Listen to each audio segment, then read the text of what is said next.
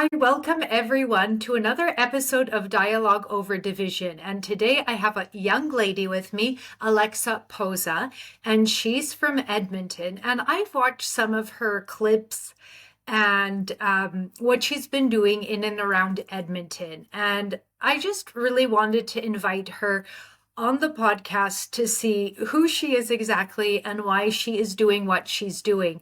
From what I've seen, it's about getting especially youth interested and engaged civically, and I think that's so incredibly important.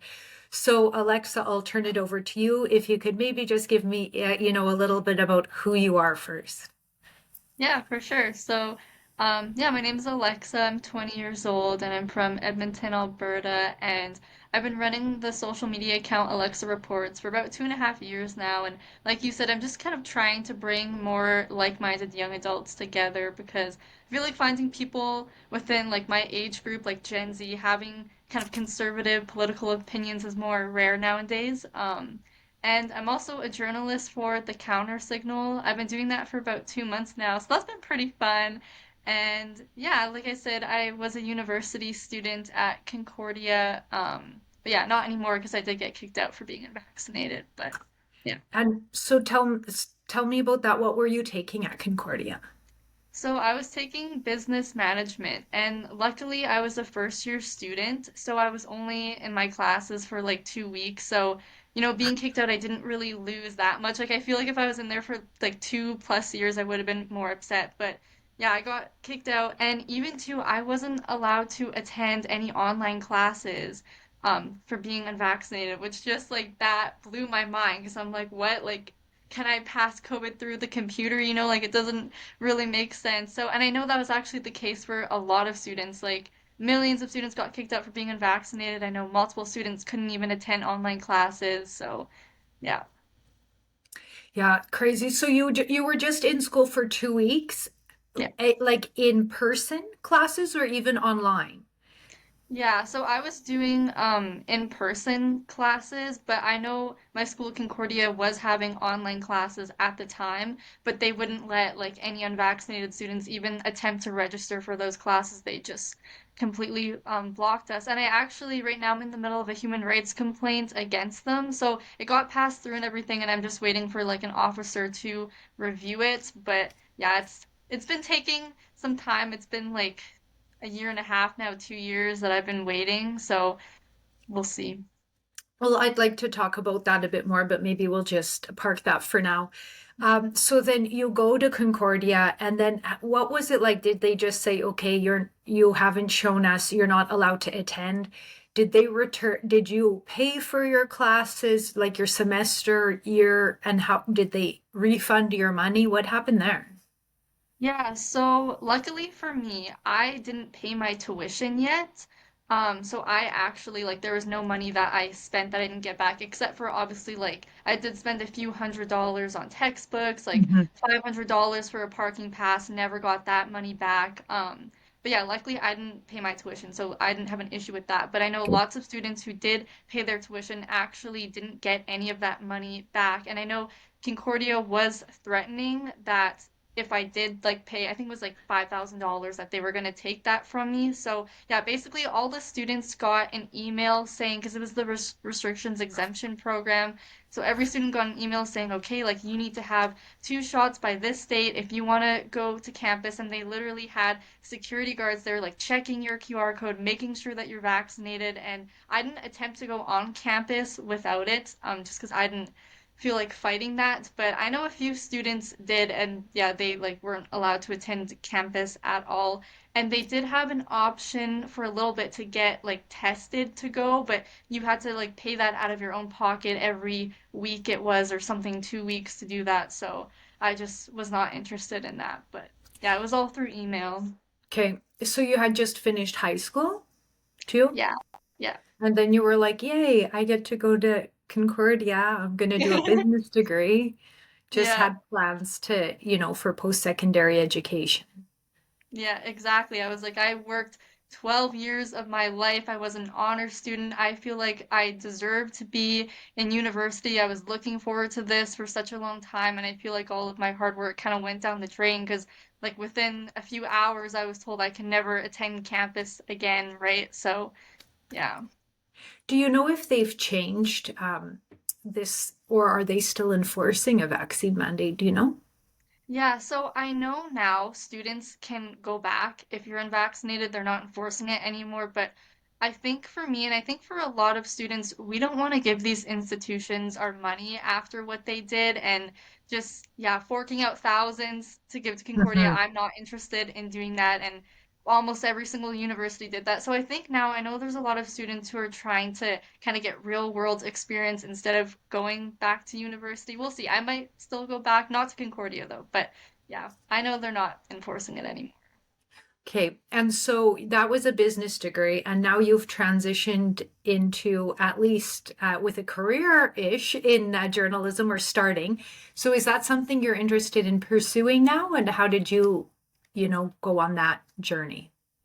Yeah, so before I got hired with the Counter Signal, I guess I was kind of doing journalism, but in a bit of a different way with my account. Like I was doing lots of interviews. I was involved in like the whole 15-minute city thing in Edmonton a lot. I was interviewing like the city councillors and stuff like that and the city planners, and I really enjoyed doing that. And because of those videos I was making, I actually had like Keen Bexley reach out to me and he was like, "Oh, I'd love to have you join the team and start actually writing." So it's just I think it's so funny because I went to school for business and now I'm like doing like filming and journalism, like nothing that I studied in school, but I've been learning a lot actually, and I think it might be something I do want to pursue as a career. So we'll see where it takes me.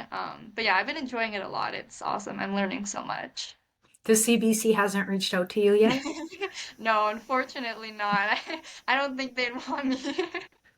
Well, this is where like I just can't understand it because we hear how desperate they are for funds and how, they're not getting the viewership. And it's like, well, maybe like I'm getting a lot of viewership. I'm just doing this for fun. You just took it up for fun. And like, look at the engagement you got. So I just clearly there's a market there and I don't understand why they're not pursuing it. I think we know the answer, but Yeah. anyway, I do want to talk about how, like, so tell people what it is that you were doing. Like you mentioned, you were interviewing city councillors and planners. So, how did that come out? Because I'm asking you this is I have so many people all the time being like, I don't know what to do. How can I be involved? Voting is the only thing I can do. Everything is corrupt. I can't do anything. And so here I've seen you just take action, do something. So, how did you get started? Yeah, so I would say a big thing is kind of building a community. So I know even just in Edmonton, there are so many events. Like every week, there's multiple events that are going on. You can actually check Freedom Calendar online, and they show all these different freedom events that are going on. There's protests, and I know people are going to the legislator to kind of talk to officials there about issues that they have, right? So get involved with like the local people in your area, in your city. And then yeah, just posting things online a lot. I know people are afraid of being canceled and even you don't have to put your face out there, but just yeah, posting stuff. And for me, like to get started with the whole 15-minute city thing, I actually held a protest and I was thinking like maybe 5 to 10 people were gonna come, like my friends, my family, but it randomly like blew up and I think roughly 200 people were there and I've never done something like this before. So anybody can do it. You don't really have to have a background in like doing that type of stuff. So yeah, just build a community and then tell everybody within that community, tell everybody they know, and then just spread the word about it and whatever it is you're passionate about. For me at the time, it was 15-minute cities. So yeah, but I would say just yeah, be engaged with your community.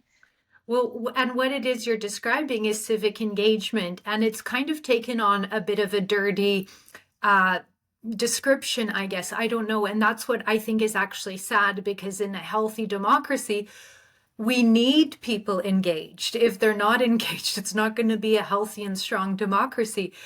So when I see people, kind of bringing down people that are trying to get people involved, I just think that it's just we need to stop that. Let's start acting like adults. And it's about holding our elected officials to account, which also is important in a healthy democracy, and that is civic engagement. So back again, how did you have a meeting with city councillors? Because I can tell you, I still haven't Mr. Knack, Counselor Knack, hasn't granted me his an interview, and I know you had an interview with him. Did. And that's crazy to me because he seemed with me like very open to talking about 50-minute cities. And I don't know like what it is you're trying to talk to him about, but he was like very engaged with the community, I guess, because he said that well, I was spreading misinformation is basically what he was implying. But anyways, what I did, I'm trying to remember how I think I just emailed him and I was like, hey, like I would love to meet up with you and do an interview. And maybe I think he assumed like, oh, it's this young girl, she doesn't really know what she's talking about. It's for her little Instagram account. Like, okay, I'll do it. And he didn't really realize like what it was gonna turn into. But I think it would have looked worse for him if he said like no to the interview because then it seems like he was hiding something, right? But yeah, I just emailed him. I believe I phoned him at some point too, and I know there's hundreds of people that were phoning city council during like last January during the whole 15-minute city thing. So yeah, I just emailed him and he was like, "Sure, we can meet up and do that." And yeah, but I don't know, what is it that you're trying to like talk to him about? Well, I can't even remember what the initial conversation. Oh, I think because he was writing some very kind of disparaging things about people that went to the Tucker event. And, like what I just said is, I think there's some constituents of yours that probably went to the Tucker event. Let's just have a conversation about free speech and things like that. And really, I just want to have elected officials, have a discussion with them and let's hear what it is you're doing. And I think all you asked for is to have a conversation with an elected official, which in my view is their job. Like I don't he actually responded saying, let me check on who I can get as an expert to go on your podcast with you. I'm like, I'm not looking for no expert. I don't want to have like a big academic debate.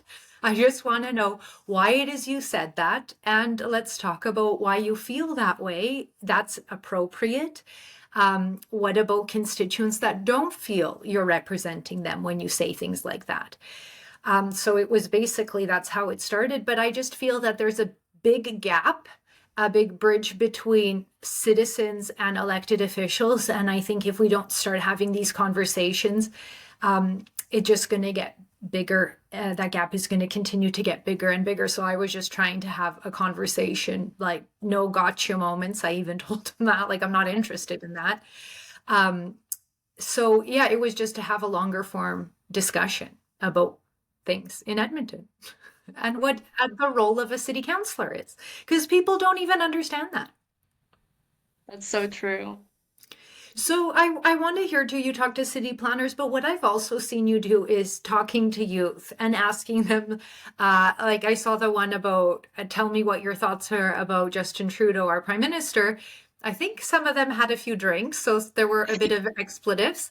But so is that something you're also doing? You're just talking to youth and asking them for their opinions. And tell me what you've kind of seen by doing that. What has been your observations? Yeah, so it's really interesting that you asked that because there's kind of two locations where I go to interview young people. One of them is White Ave, and then one of them is in universities. And I notice like the students that are just kind of like out in the street, like random people that I meet, or I shouldn't say students, but just like younger people that I see like out in the street. They're very like they're not afraid, I've noticed, to really say their opinion. So they'll be like, yeah, I don't like Trudeau, or there's only two genders, right?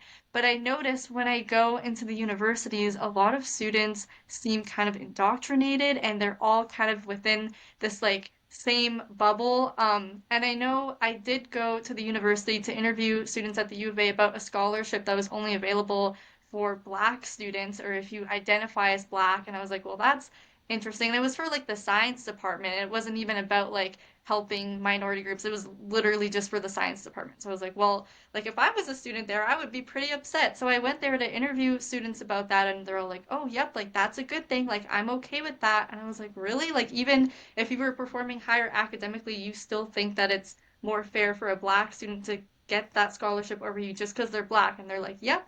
And I was like, wow, like it was crazy. So I would say a lot of them seem to be indoctrinated within the universities or just kind of like afraid of getting canceled. But then I have noticed there's a lot of young people who also are more conservative that I've interviewed as well, which is nice. That's kind of like hopeful to see that. I think there's more of us than we think, which is why I'm trying to build this community. But yeah, I would say it depends on the location. Students are usually more left leaning though. Yeah, well, and I think that just youth generally is, but it's funny you use the word conservative a few times, and this has come up like almost on every podcast I've done is I ask people for what they think or how they define conservative because I honestly think that definition has changed and a lot of people have different thoughts about it. You've already kind of talked about how far the left has gone with some of these ideologies and ideas. So, what does that mean to you, conservative?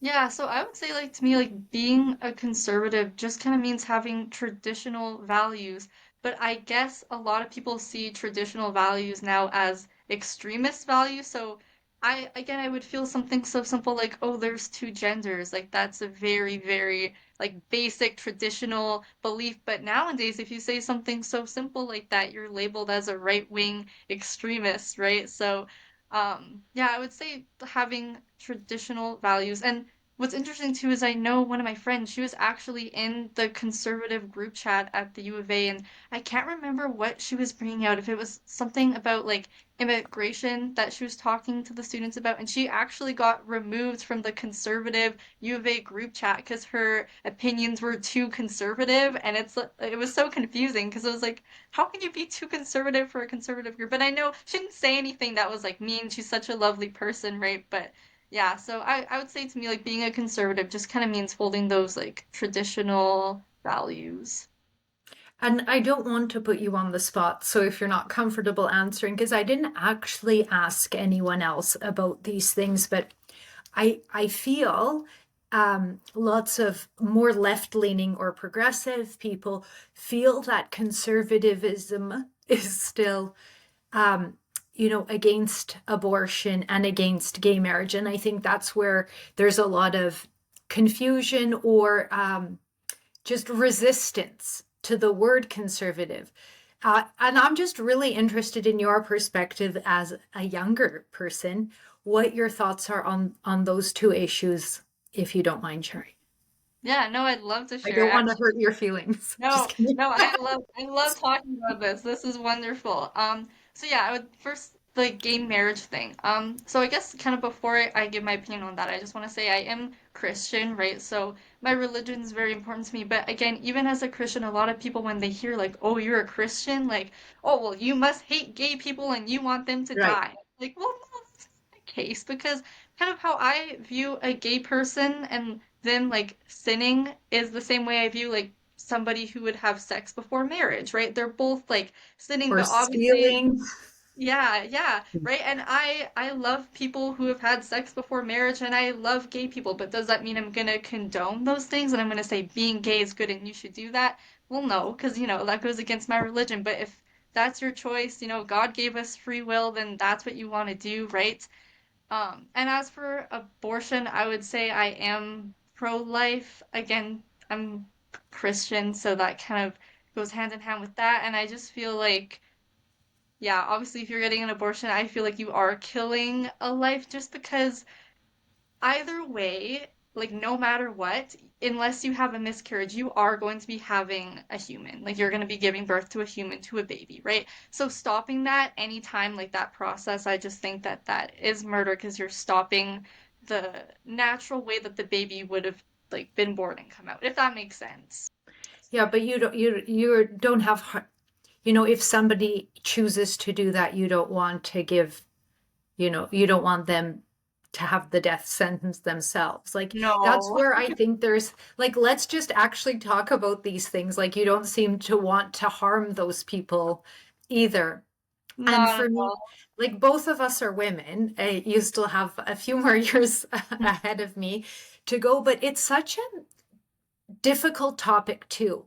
And from what I've seen with anybody that faces this dilemma and discussion, it's probably the most difficult thing that they'll ever do in their lives. Most people, most women that have to face this decision and discussion. And I just think it's it's almost silly that there's that much talk about it when it affects individual women and families so much, and we're almost not recognizing that component, but more, okay, let's see how we can either prevent it from happening or not prevent it from happening. It's like, let's talk about the nuance. And I was really interested to hear your opinion because my views have changed a lot over the years as I've gotten a little bit older and more mature. Just life experiences are helpful to develop these things. But yeah, I was wondering about that from your perspective. And do you know if that's something, are younger people at least comfortable with these discussions, or this is too taboo, you're going to get canceled?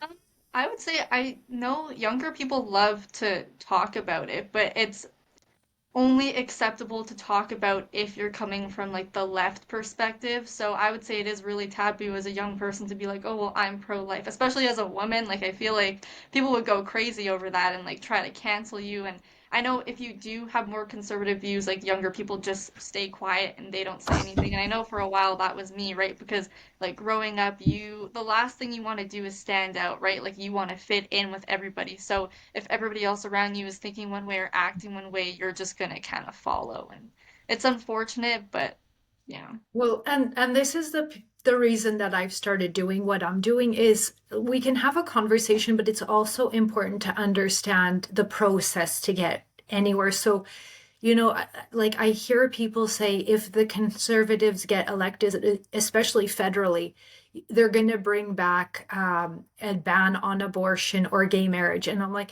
it's actually not that simple because the Supreme Court has made decisions on these. And I've been thinking about this more and more is um, actually on both issues, but particularly abortion.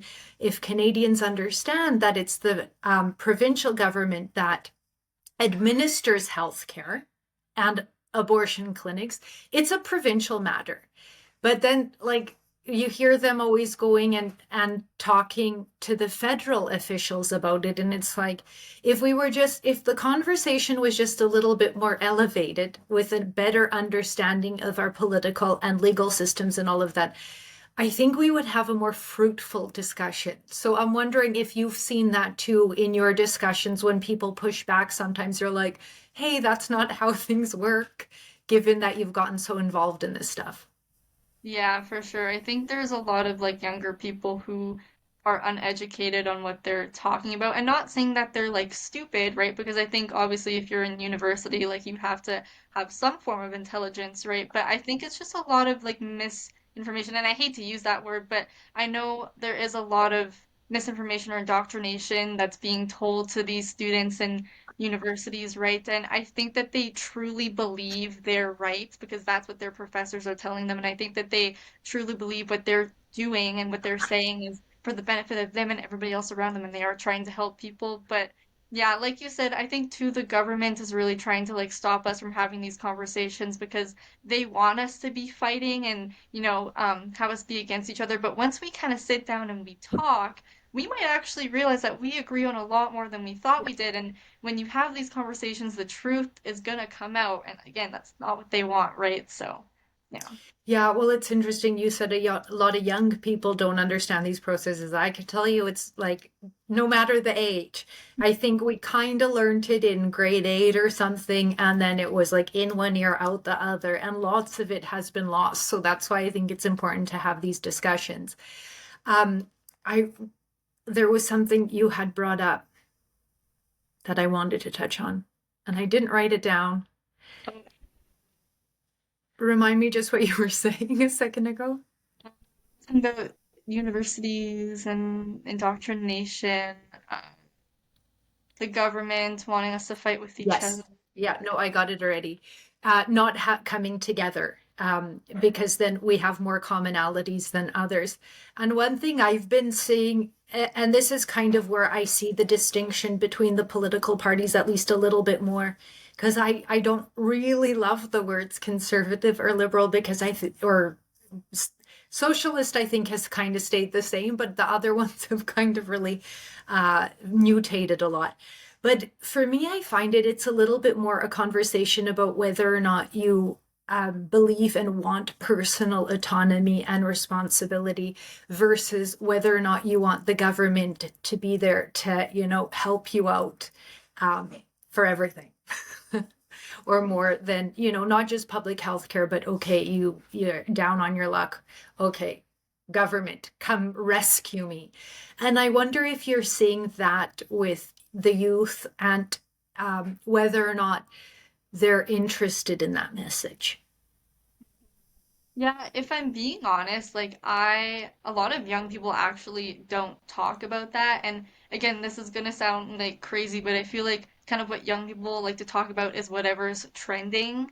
And I know like back with the whole Roe v. Wade thing of abortion, that was trending, so they wanted to talk about that. And now with like Danielle Smith's policy, that's trending, so now they're gonna bring up like the trans and LGBT rights. But I haven't like heard a lot of people talk about maybe like natural remedies when you're sick and things like that. It's just like I feel like a lot of younger people kind of find that like boring too, or like they feel like it doesn't, maybe they don't have a lot of health issues right now because they're younger, so they're not really thinking about that and that doesn't concern them. Or let's say they did get some type of medication or vaccines that could potentially affect them in the future, but they're not at that point yet. They're not really thinking about that, right? So yeah, I haven't really heard like a lot of younger people talk about that.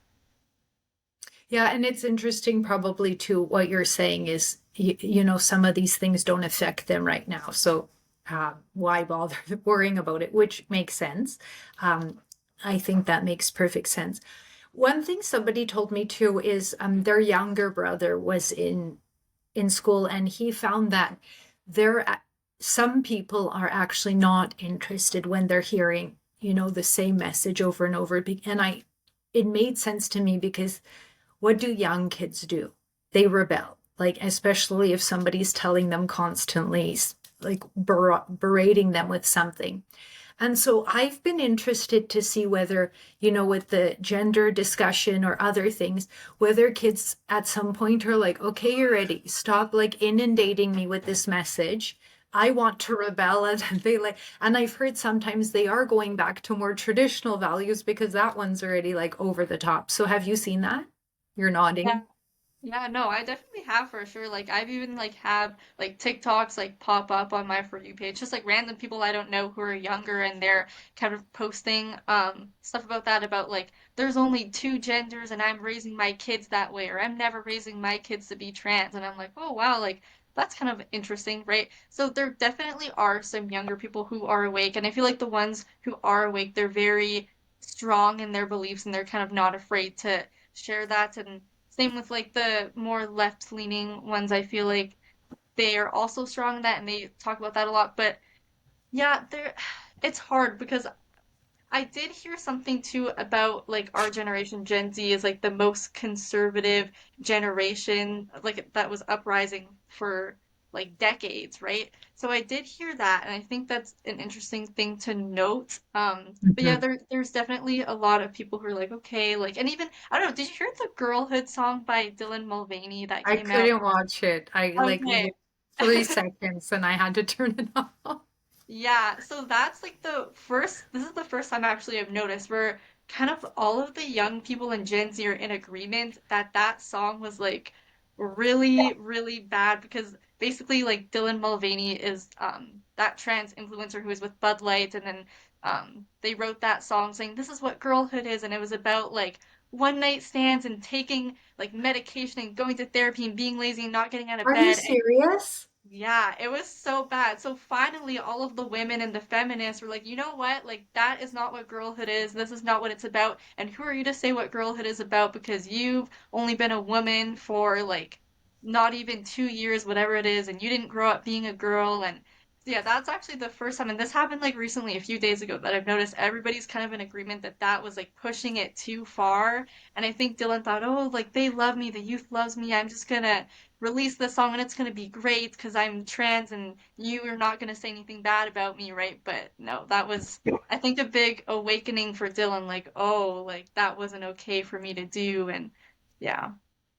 Well, that's so interesting because something that's kind of kept me going over through all of this craziness is the pendulum is always swinging. Like it could only go so far until people are like, okay, Taylor Swift is not going to be overtaken by Dylan Mulvaney. I think we figured that out at least. Yeah. Or Justin Bieber. Um, so one other thing I did, one thing you've kind of mentioned a few times is social media trends, like on TikTok and this. So is that really where you're getting your information and news? Do any young people look or read mainstream media? I would say a lot of young people do get, and it's sad, but they get most of their information from social media, what people post on TikTok, what people post on Instagram. Not so much Facebook, I would say, but yeah, like Twitter or X, I should call it, Instagram, TikTok. Not a lot of younger people, I would say, like to read or like read articles. They're more so into videos now because it's like easier to like listen to. Or I know a lot of young people do like podcasts and some of those can Mhm. be really informative, right? I think that's great, but yeah, I would say it's kind of more rare for younger people to read. And if they do, I would say it is like mainstream media like CBC Global News, right? Like I don't think they'd go out of their way to be like, oh, like let me look up the Counter Signal or Western Standard and get a different opinion on this and then read both those articles and formulate my opinion. It's just whatever the trend is and whenever everyone's telling them to believe, that's just kind of what they go with. Yeah, interesting. Well, one thing I heard, and I don't know if you've seen this or heard this, and maybe these are some ideas you could be asking the youth about, like mainstream media and stuff. But the other one I heard is that the number one like profession, I guess, that the younger generation is interested in having, the number one response was an influencer. Oh. I don't know if you heard that, and that I was just like, what? What does that mean? Like, what are you influencing? Like, if you don't have, an area of expertise, you just think you're gonna, become someone. And it does happen sometimes, but I'd be interested to know if that is really the goal and what's behind that is. Anyway, so you haven't heard that, it sounds like.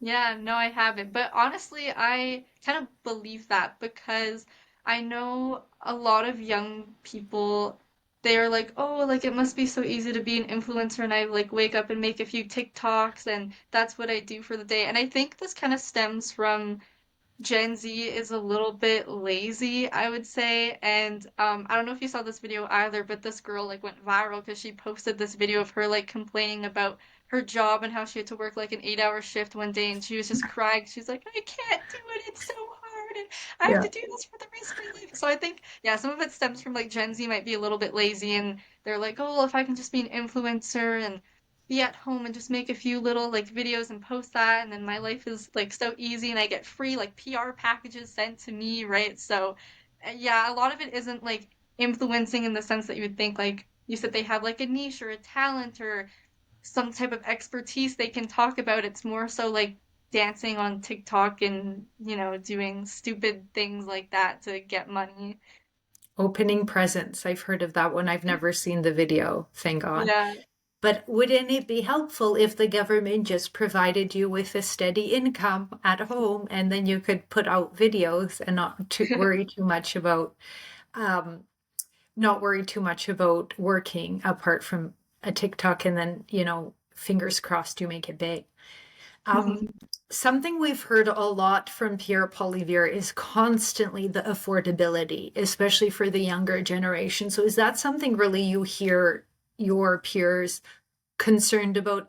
And if they're concerned, what are they doing about it?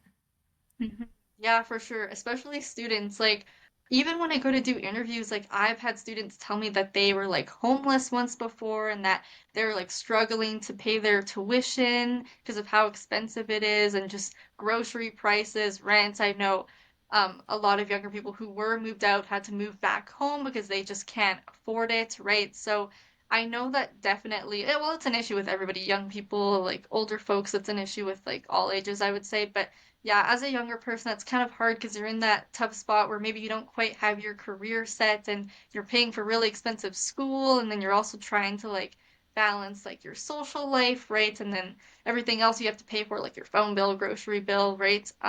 Rent.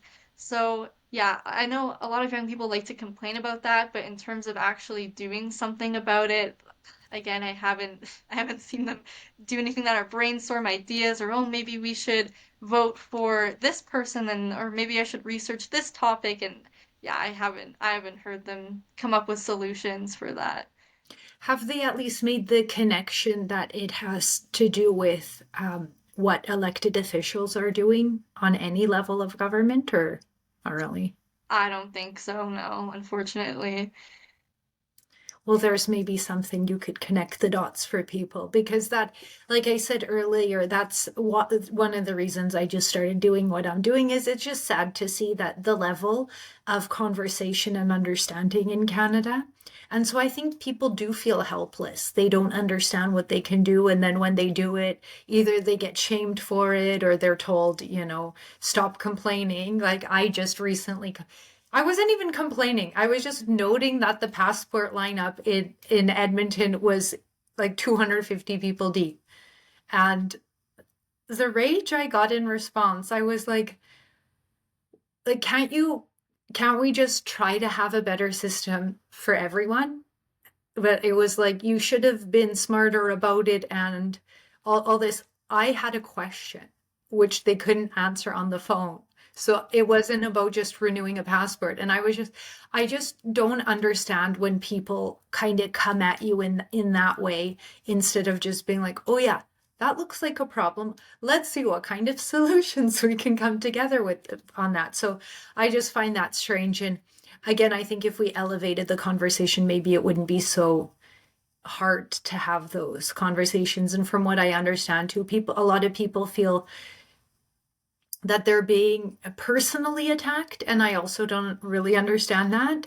But I guess that's how some people feel that if they're in the public sector, they're getting attacked. But it's like, it doesn't sound like you're having a great time. So why don't, again, we work together and find a better solution so that you're happy and we're happy. But yeah, I find that very strange. Any comments, concerns, thoughts, what you hear from the youth?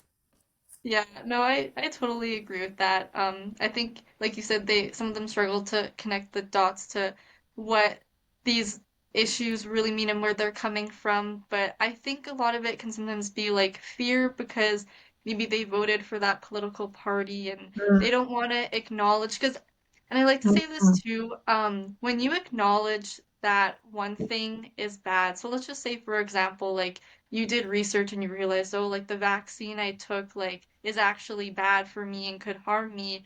Now that opens the box that all of these other issues are there, and your government could have lied to you about all these other issues and where that stems from, and your political leaders are lying to you. So I think a lot of it comes out of fear, and they don't want to open that box to all of these other problems because they're like, I'm dealing with friend problems, relationship problems, university, school. I'm studying right now. I don't even want to worry about that, right? So I think it's a lot to take on. And even for myself, sometimes it's hard when you kind of look into what's all happening in the world, and it's really heavy, and some people kind of struggle to take all of that on, right? So Interesting. Yeah, I hadn't thought of that aspect of even voting for a party that has implemented these. And then I can't remember the word you used, but like fear or shame of that. I don't think it was shame, but just, recognizing that maybe it wasn't the best idea. The thing I would just say in response to that is like, life is about trying things, failing, and learning from things. And I don't think that's something we should be ashamed of at all. I think it's part of life and an excellent skill to help us develop. I do also understand, though, that this is a difficult something for people to come to terms with something that possibly is not good for their health when they were told it was for their health. I actually heard this argument with respect to parents that are advocating for transgendered changes for young kids, their own young kids, because they're never, I think they're going to have the hardest time accepting that they allowed that to happen if the child then is like, hey, I was a kid, I made a bad decision and you helped me on that. So I found it related to the vaccine issue as well because it's like internalized. But, again, if we don't have these discussions, we don't acknowledge these things, we're never going to learn. But it is sometimes a tough pill to swallow, I guess. So, yeah, we're on the same page there.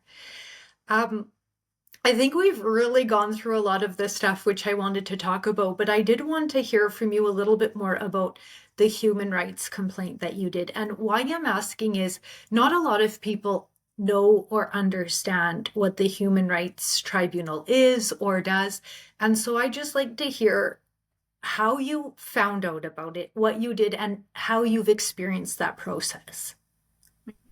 Yeah, actually, my dad recommended me to do the human rights complaint.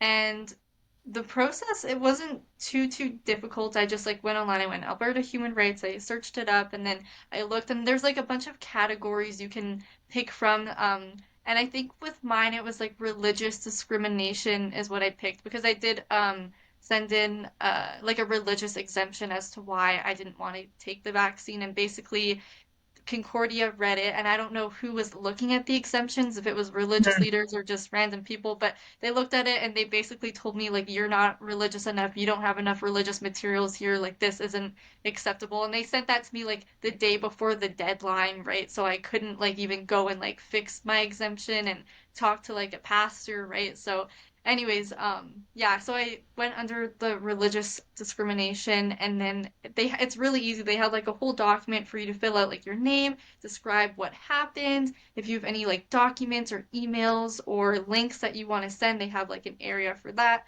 I sent that in, and then after a few months, they like approved it, and then Concordia actually responded back. And it's just funny because of course they have like their fancy lawyer, and their response, like half the words I didn't even understand what was in their response, and I'm like, how do I reply to this, right? So it was kind of frustrating, but I did my best, and then I sent in like my response to them, and now basically I'm just like waiting for an officer to view it over. But yeah, I've been waiting like a year for that, and I keep emailing them every few months. I'm like, okay, like what's happening here? Is somebody gonna look over this? And it's the same like email, like, oh yeah, we're waiting for an officer to review it. And I'm like, okay, so I don't know if they're trying to kind of just get me to like forget about it and not deal with it, because I'm sure they probably did get a lot of complaints regarding that.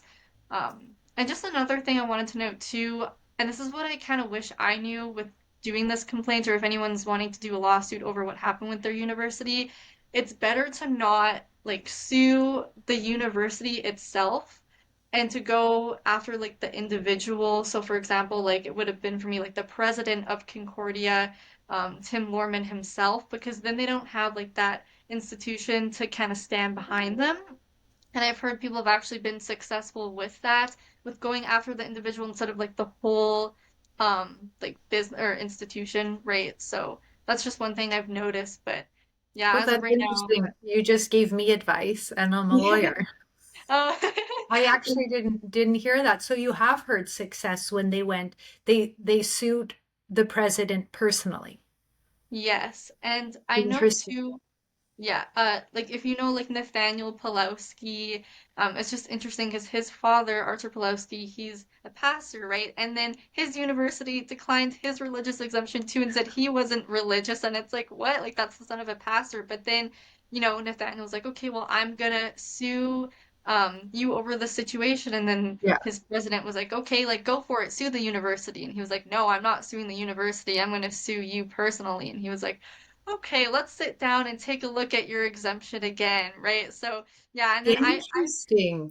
yeah, I forget what university it was. There was somebody who was like successful with going after the individual, but then I've heard people were like unsuccessful with going after the university, right? But that's just what I've heard, but yeah. No, I'm going to look into that a bit more because that makes a bit of sense. Because often we get people say, "Why aren't we going after elected officials themselves?" And I sue the government a bit, and the reason is that there's a very high standard to sue an elected official personally because there's a lot of liability and shields that they have because it's an elected position, and they've put these laws in place to protect themselves. If we and I tell people, if you want to change that, run for office, or start talking about this and demanding that that changes, but don't just complain about it. But I don't think the same thing would apply for a university president. So I 100% think you're onto something. I haven't represented students in these matters, so that's a very interesting point, and at least people can look into themselves. And something you did mention, well, you didn't highlight, but you did the human rights complaint on your own, and people are able to do that without a lawyer. And I think it's set up that way so that you don't need to hire a lawyer. Is there a cost to file a complaint with the Human Rights Commission? No. I didn't have to pay any costs at all, no. It was really simple, honestly. I could figure all of it out on my own. But Oh, that's good because in the court system, there's always an initial fee. And even for me as a lawyer, it's not the most user-friendly process because there are certain things you always have to do and it has to be in a certain format and all that stuff. So when there's something like discrimination, which that's the basis of your claim, there is the Human Rights Commission as well that's available to people. So I just thought it's good to highlight that and help people remember and at least investigate it and learn about it more. So I did want to talk about that. Um, is there anything else you wanted to talk about? Like, I just really wanted to hear, you have you're chatting with young people all the time. Something I'm going to say before I forget is I think it's so important to start involving the youth because I really feel like there's been a lot of doom and gloom, and that will affect the younger generation more. Like, the older generation don't number one don't have as many years on earth, but they've already have houses and maybe a little bit of savings. But I just find this doom and gloom particularly, it hurts my heart to hear it, and that young people are hearing it all the time. So I've taken an initiative with Empowered Canadians, the organization I founded, to start a youth debate in Alberta, and I'm so keen to hear young people get up on stage, not on TikTok, and like argue something. And it's going to be about energy, and we're going to have to put people like for and against the question. And I'm just so excited to hear what they have to say because one thing I'm just frustrated with, and again, this is why I'm doing it, is I feel like elected officials are talking at us and not with us. And that happens to people at my age, but I feel probably it's 100 times worse for the younger generation. So I really want to hear from them. So is that something you're hearing, feeling? Do people want to get involved? Or like you said before, they've got lots of things going on. They just want to have a good time because they're young and they should. Or do they want to get involved? and it's like it's pretty 50-50. Like there's the individuals I would say who they're just focused on their school, focused on their friends, partying because they're young and they don't really care what's going on politically around them. But there are definitely some individuals, even who I have like messaged me like on my accounts and they're like, you know what, like I want to debate you on this subject, and they're like really smart university students, and I'm like, sure, like let's go for it. And we just like message sometimes, and I don't know, it's kind of fun, right? It's all like friendly, but there's definitely some individuals who I know are really open to talking about it, but I think it just depends like in your wording, because I know one time like a long time ago, me and my friend actually did a protest on White Ave.